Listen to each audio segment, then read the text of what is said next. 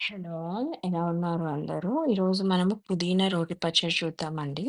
దానికి కావాల్సిన ఇంగ్రీడియెంట్స్ చూద్దాము. సో, నేను 3 కట్టలు పుదీనా తీసుకున్నాను. క్లీన్‌గా వాష్ చేసి నీట్‌గా కట్ చేసుకొని పెట్టుకోవాలి. దీనికి మనకి 2 ఆనియన్స్ పడుతుంది.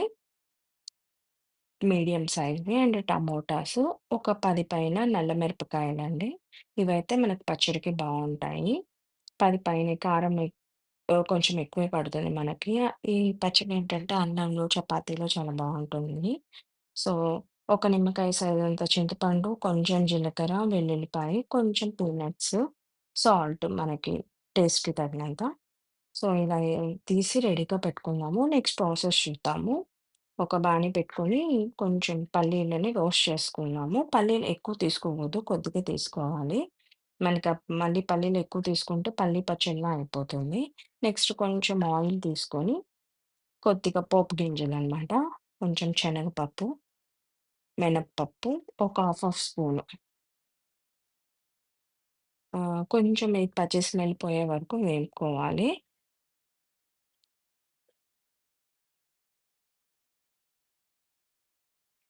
ఇలా కొంచెం బ్రౌనిష్ అవ్వగానే మనం జీలకర్ర వేసేస్తున్నాము. ఇంట్లో ఏ వెజిటబుల్స్ లేనప్పుడు ఇలా వేడి వేడిగా చేసుకొని తింటే వేడన్నంలో నెయ్యి వేసుకొని చాలా బావుంటుంది. ఇప్పుడు పచ్చిమిరపకాయలు వేసుకున్నాము. Next onions.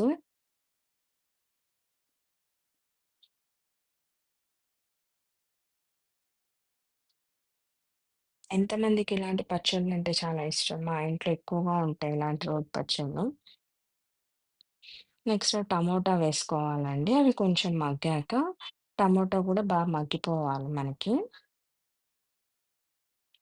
మా రాయలసీమలో ఇలా రొంటి పచ్చళ్ళు ఎక్కువ చేసుకుంటారు అన్నంలోకి. నెక్స్ట్ పుదీనా వేసుకొని కొంచెం మగ్గించుకోవాలి. మనం ఏవైతే పల్లీలు వేయించుకున్నామో ముందే గ్రైండ్ చేసుకొని పెట్టుకోవాలి ఇలా.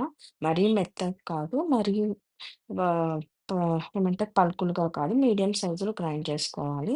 ఈ పుదీనా కొంచెం మగ్గాక చింతపండు వేసుకోవాలి. ఆ చింతపండు కూడా ఇందులోనే మగ్గిపోవాలనమాట. సేమ్ ప్రాసెస్‌లో మనం కొత్తిమీర, ఈ వెజిటబుల్స్ సొరకాయ, దొండకాయ అలాంటి పచ్చళ్ళు కూడా చేసుకోవచ్చు. ఇప్పుడు కొంచెం ఉప్పు,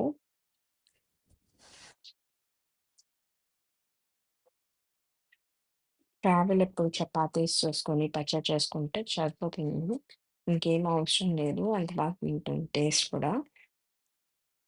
సో, ఇది మగ్గిపోయిందండి. మగ్గిపోయాక చల్లార్చాక మనం గ్రైండ్ చేసుకోవాలి. వేడి మీద అయితే అస్సలు గ్రైండ్ చేసుకోకూడదు.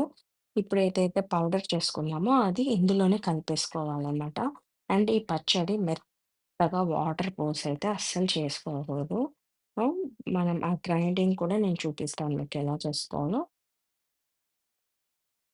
ఇందులో కలిసేలాగా బాగా కలుపుకోవాలి ఆ పల్లి పౌడర్ ఏదైతే మనం చేసుకున్నామో. పచ్చళ్ళు ఒక్కొక్కసారి ఒక్కొక్క టేస్ట్ ఉంటాయి. అవి మనం చేసే పద్ధతిని బట్టి టేస్ట్ అనేది డిఫరెంట్‌గా ఉంటుంది. ఇలా కలుపుకుంటే డిఫరెంట్ చూడండి, ఈ కన్సిస్టెన్సీ రావాలి మనకి గ్రైండ్ చేసినప్పుడు. వాటర్ అసలు పోసుకోకూడదు. అంతే మరి మెత్తగా గ్రైండ్ చేయకూడదు.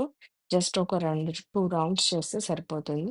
ఇప్పుడు పోపేసుకుందాము. కొంతమందికి పోపు ఇష్టము, కొంతమందికి ఇష్టం లేదు. ఆ పోపు ఆప్షనల్ అండి, మీ ఇష్టము. నేనైతే పోపేస్తున్నాను రైస్‌లో కాబట్టి కొంచెం బావుంటుందనేసి. జస్ట్ మనం పోపుకి జీలకర్ర, ఆవాలు, ఎండుమిరపకాయలు, కరివేపాకు, కొంచెం ఇంగువ అంతే.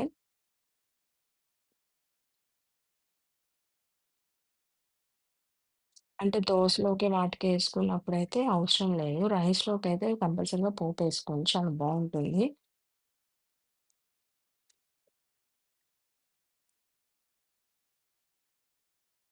సో, వరలక్ష్మి వ్రతం ఎలా చేసుకున్నారు అందరూ? ఇప్పుడు మనం పోపేసేసుకుందాము. చూడండి ఎంత కలర్‌ఫుల్‌గా ఉందో. ట్రై చేయండి. టేస్ట్ చేసి నాకు చెప్పండి ఎలా వచ్చిందో. కొత్తగా యూజ్ చేస్తుంటే నా ఛానెల్‌ని సబ్స్క్రైబ్ చేసుకోండి. Thank you all.